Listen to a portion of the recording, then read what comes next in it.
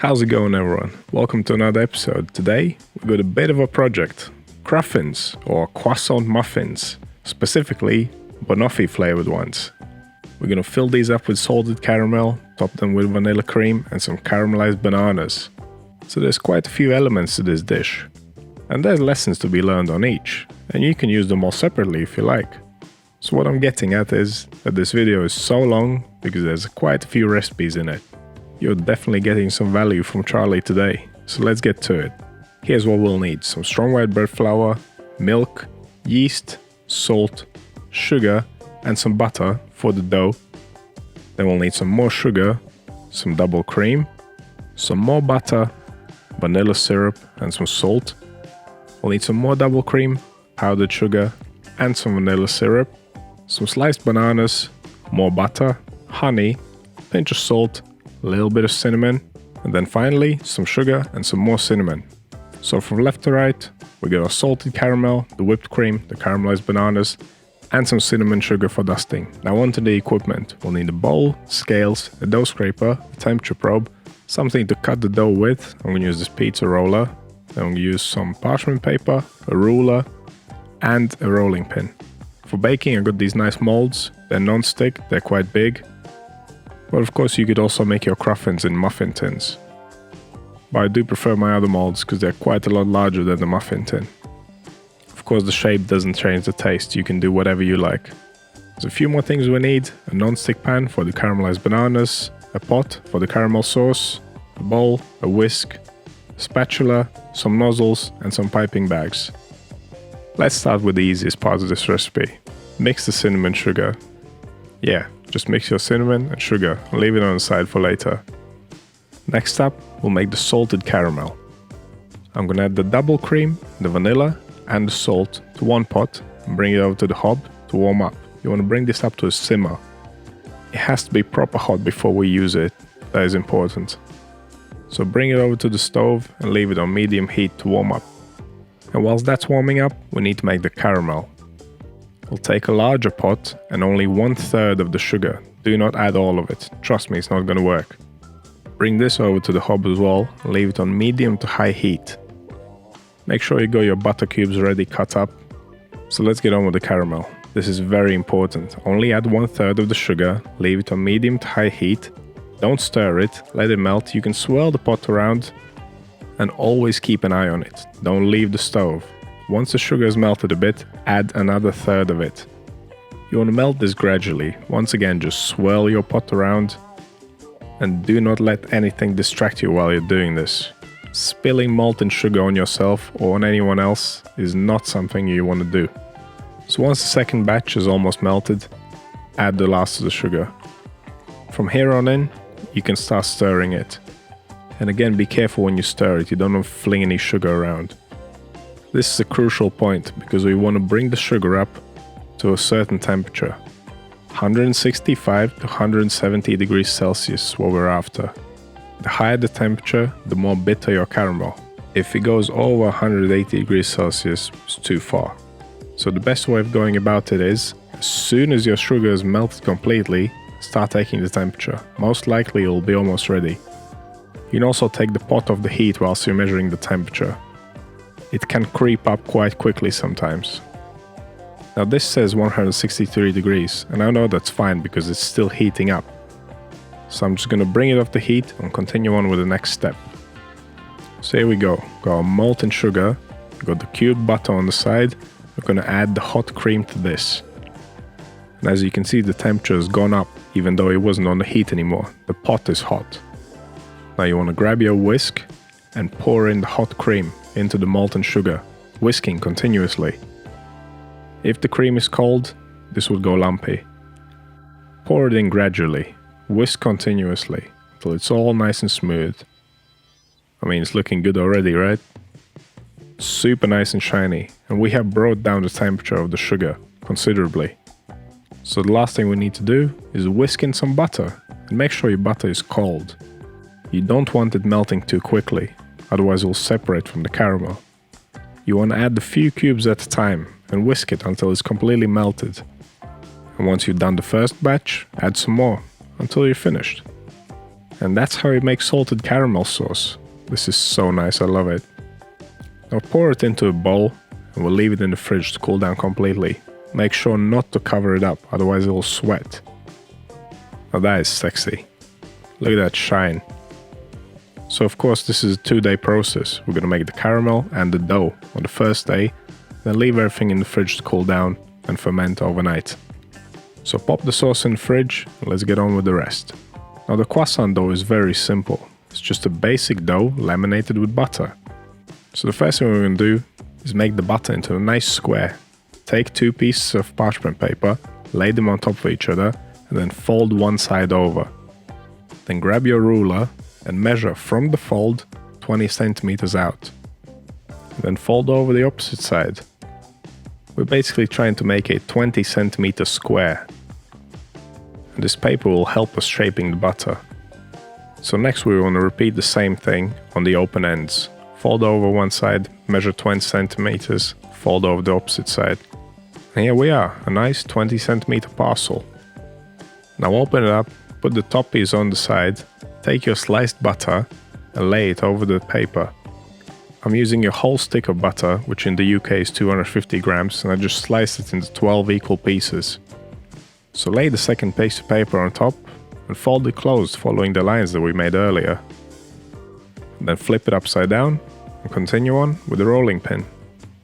Simply press the rolling pin in the butter, going from one side to the other, then turning it and repeating. Do it gradually, don't rush it, just make sure to fill the whole square up. And here we are, a nice even slab of butter. And that's how you do that. Now you can pop this in the fridge alongside the caramel sauce. We can get on with the dough. I'm using cold milk because we're kneading this by hand. The dough is going to warm up. Grab a large bowl, add the milk, the yeast, the salt and the sugar.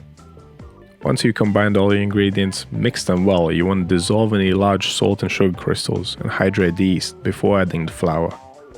And if you've never made this before, and perhaps you're a little bit intimidated by croissant dough, trust me, this is the simplest thing ever. So add your flour and mix this to a dough. Start off with a scraper, and if the scraper isn't doing the job, continue on by hand. Now tip your dough out on the table, and we can start kneading it. I'm using my regular kneading method here. What I like to do is press down and forwards with the heel of my right hand, then using the fingers of my left hand I fold the piece of dough under the heel of my right hand. Then turn and repeat. This dough doesn't require a lot of kneading. 5 minutes in total will be sufficient. It might not seem like very long, but because the dough is going to be sitting in the fridge overnight, it will hydrate and the gluten in it will develop by itself. So here we are, nice and smooth, and we're ready to ferment, or cold proof, I should say. Make sure to measure the temperature of your dough after kneading. 25 degrees Celsius is just about right. If your dough came out too warm, you might want to wrap it up and put it in the freezer for 10 to 15 minutes and then move it onto the fridge. But make sure you wrap it up well because you don't want it drying out. So we got the dough, we got the butter, we got the sauce, we got the cinnamon sugar. Pop everything in the fridge, well, except the sugar, and leave for 12 hours. It's the next day. Look at the dough, it's really puffed up. Now let's talk about the butter. This is really crucial at this point. It must have the right texture. Open it up and have a look at it. If you can bend it and it doesn't break, it's just right. You don't want it to be brittle. If it's brittle, you want to leave it outside whilst you're rolling the dough to warm up a bit. My butter was just fine from my fridge, because my fridge is not that cold. So I'm going to put it back into the fridge while I'm rolling my dough. And of course you don't want it to be too soft either. But let's get on with the dough. Unwrap it, dust it with flour and start pressing it out into shape. We're going to roll this until it's a nice square. The dough has to be so big that the square of butter has to fit on it. I always like to start this process by hand, then continue on with the rolling pin. Now there's no rush, do it gradually, try to make it as square as you can.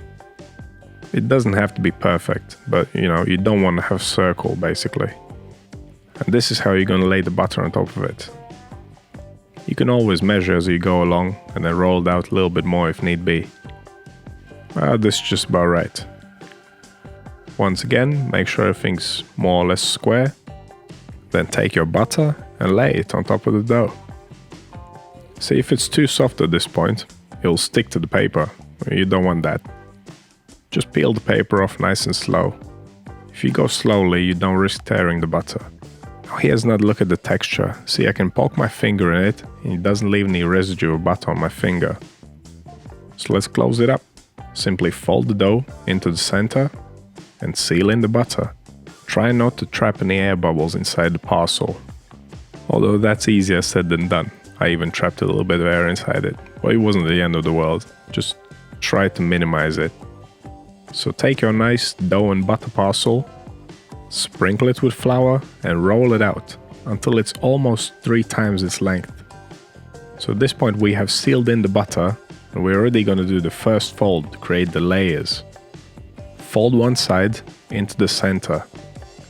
And again, try to have everything more or less square, nice and straight. Now take the other edge and fold it into the center as well, towards the first one.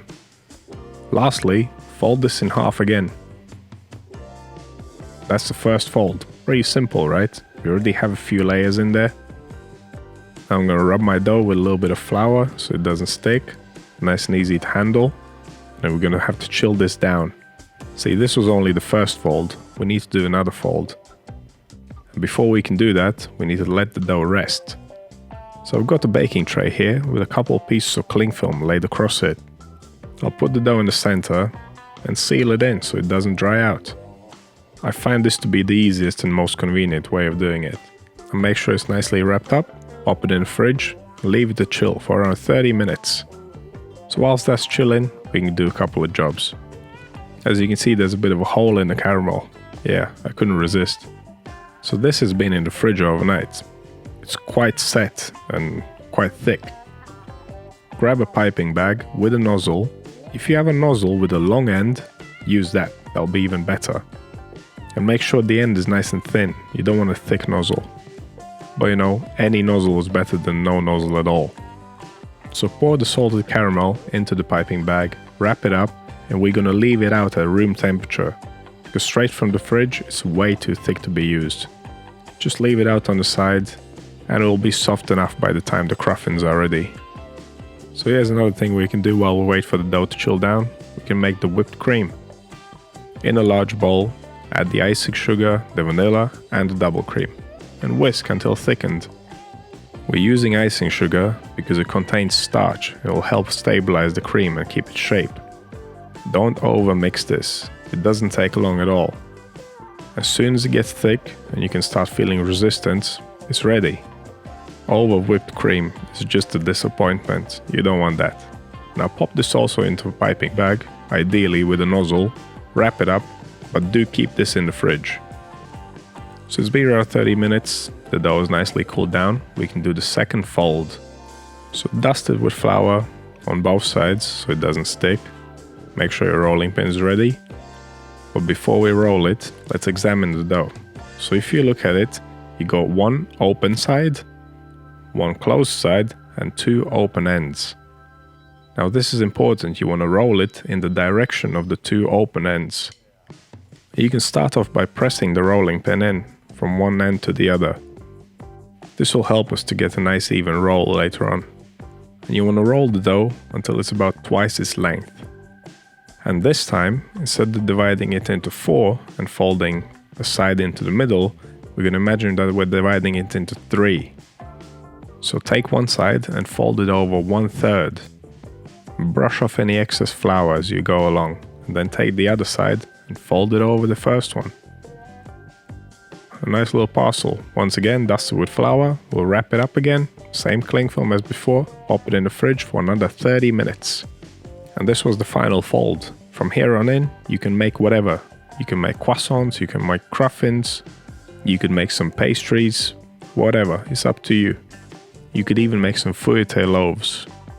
But we're going to get on with the cruffins, which is by far the easiest thing to make with this. I'm going to use my ruler and measure it. More or less, I want it to be 50 centimeters in length. Don't worry about the width, the length is the most important thing here. Once again, make sure everything's nicely dusted with flour, and then start rolling. And do it gradually, don't rush it, you know, there's no rush here. Make sure to measure it as you're going along. And my one's just about right. Now I can start cutting. A pizza wheel is the perfect tool for this, but of course you don't have one, you can use a knife, just don't mess up your table. Now here's what you want to do. Trim the rough edges, trim the bottom, trim the top, and trim one side, only one side. And then measure from the trimmed side in 4 centimeter increments. And then slice the dough in strips. And once we're finished, we should end up with 11 strips. But this recipe makes 12 cruffins. We'll get 11 from this piece of dough, and then we'll use the scraps to make another one. Don't want to waste anything here. And again, if you were making croissants, you would simply cut this into triangles. But here we go, here's how you shape a cruffin. Take a strip of dough and roll it up. There's nothing to it. Now you don't have to roll it very tight, it doesn't really matter. I would actually suggest not to roll them very tight. Don't apply any pressure, simply roll them up. So what do you reckon so far? It's pretty simple, right? This recipe takes a lot of time because you have to wait for the dough to rise and everything to chill down, but the process is very simple, and the hands-on time is minimal.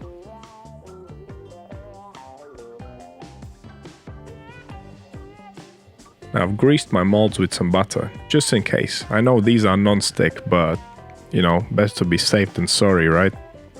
And I didn't have enough of the metal ones, so I'm going to use the ramekins for the rest.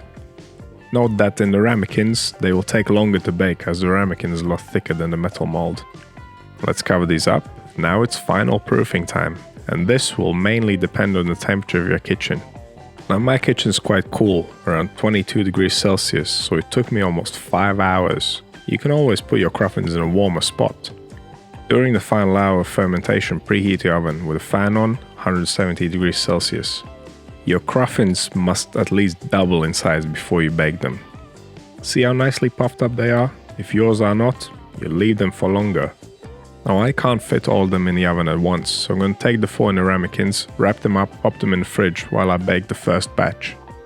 I want some gaps between them so the hot air can circulate. Now pop them in the oven, they'll take around 25 to 30 minutes depending on your oven. But once they're puffed up and golden brown all over, you can take one out, check the bottom. If the bottom is brown, it's done. Here we are, cruffins. Looking pretty good, right? Now before we do anything, leave them to sit in the molds for around 5 minutes. This will give them some time to settle. Now it would be ideal if you had a rack. Place your rack on top of a tray to avoid making mess. Take all your cruffins out. And whilst they're still warm, we're going to dust them with the cinnamon sugar.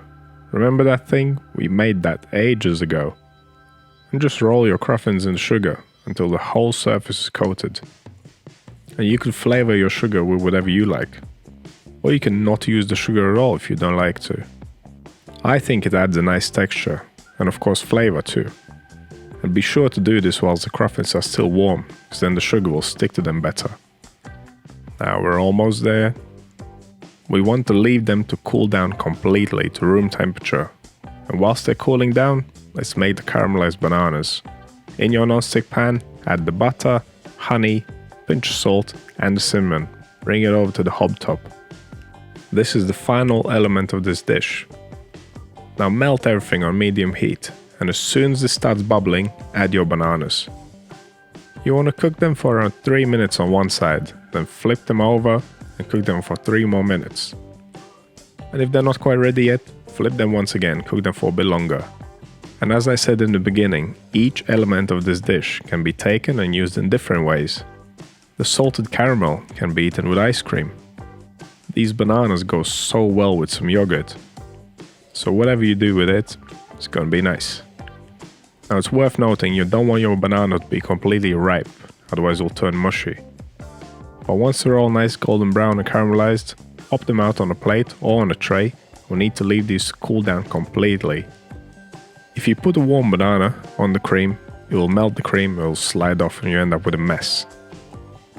Here we are, it's assembly time. The cruffins have cooled down completely. What I like to do is poke a hole in each. Then grab the piping bag with the salted caramel, jam the nozzle in as deep as you can and squeeze in as much sauce as you can. There is a bit more sauce than necessary, but you know, you can always eat it on the side or use it for something else. Next up, grab the whipped cream and pipe it on. And of course you can use different nozzles, you can use a star nozzle, make it the way you like it. And last but not least, to finish off our Banoffee Cruffins, the caramelized bananas. A couple of slices on each, just right. So here we are, that's my take on a Banoffee pie. Pretty complicated, right? But it's well worth the effort. These were amazing. So what do you guys think of this recipe? Have you had Cruffins before? Have you made them before? Or did you learn something today perhaps? Let me know down in comments. And if you have any questions or suggestions, also let me know. And don't forget to subscribe if you love baking. That's what we're all about here. Thank you for watching, and I'll see you in the next one.